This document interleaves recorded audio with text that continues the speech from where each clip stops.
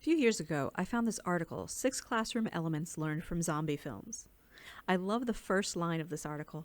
College courses, like movies, can inspire, entertain, shock, or repulse.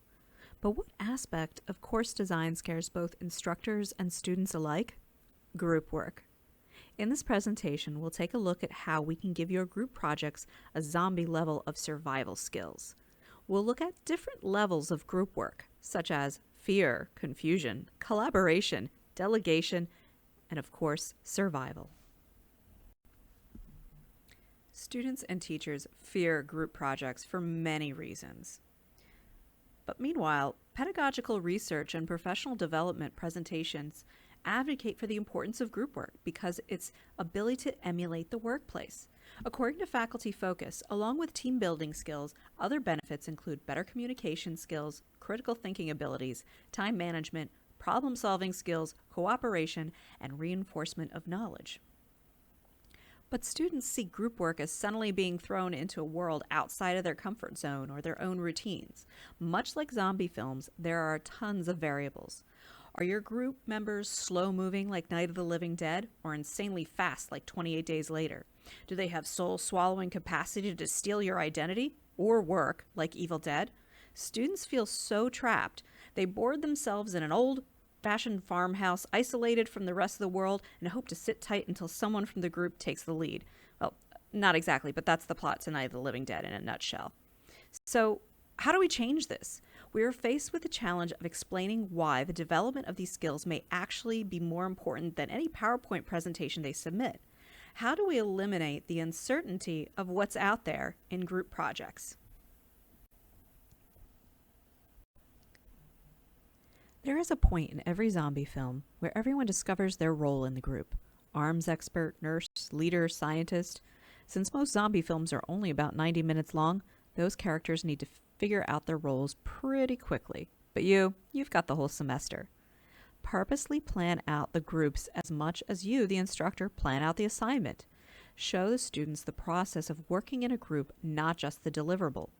Think the theory of inquiry or the scientific method, where different stages of learning take place as a process to come to one conclusion or outcome.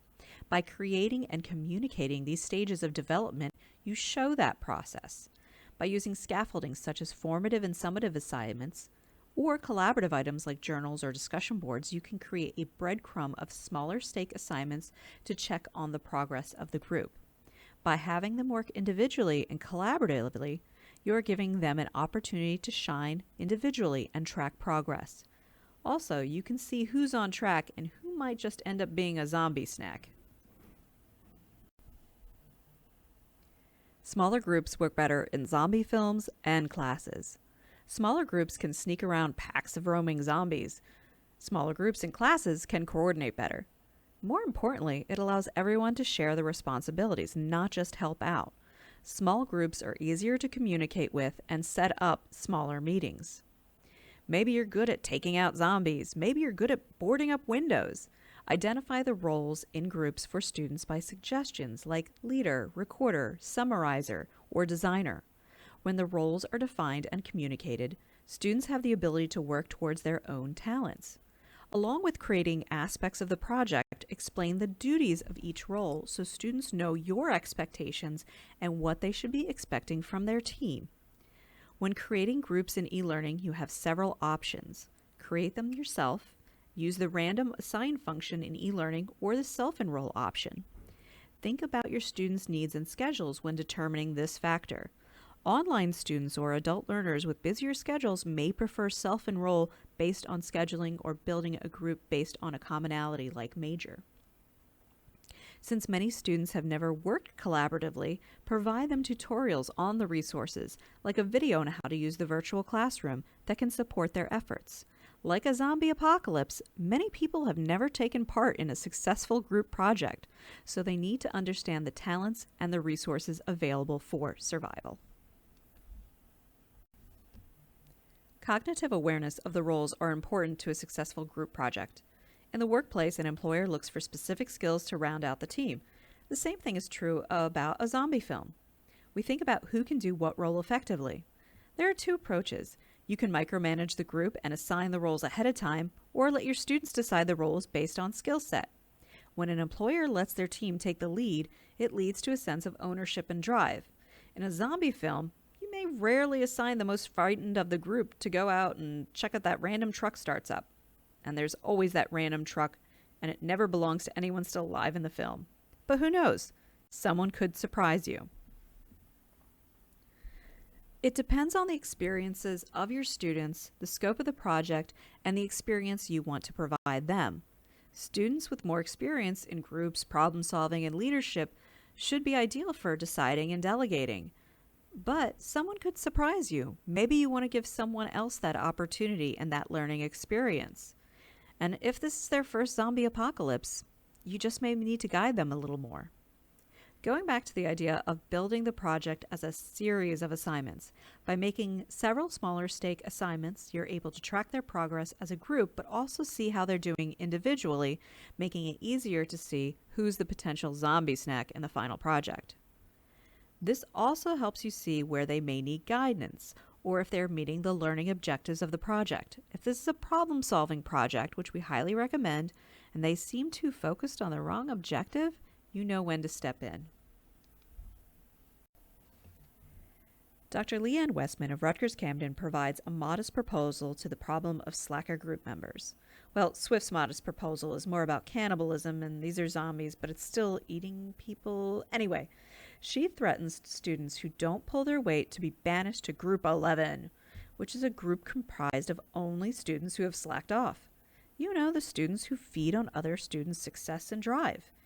Let them know there are repercussions to their actions or lack of action, and it's more than just a grade. Think about all the group dynamics in the zombie films. Which groups worked well together?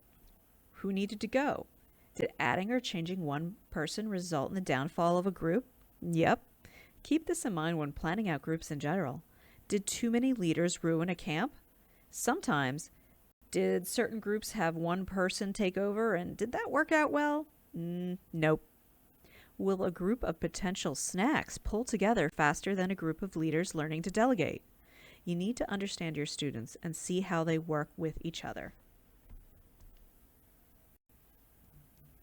After the project has been submitted, provide them a chance to reflect on the process, not just the project. This isn't just so you can get some gossip about the group, but also so we can really see how students look at the contributions of their team.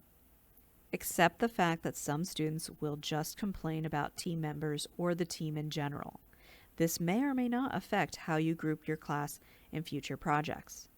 Along with questions like, what were your goals, what were your challenges, and what would you do differently?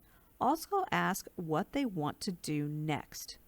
What role would they like to try next? If this process is about creating team building skills, they may need to try a few different roles before they decide what's best for them. So maybe the most frightened one in the group can find the courage to lead. Thank you for viewing this presentation. Here are the references for our presentation. If you have any questions or would like to learn more about how to program groups and do group projects in e-learning, please contact your e-learning department. Thank you.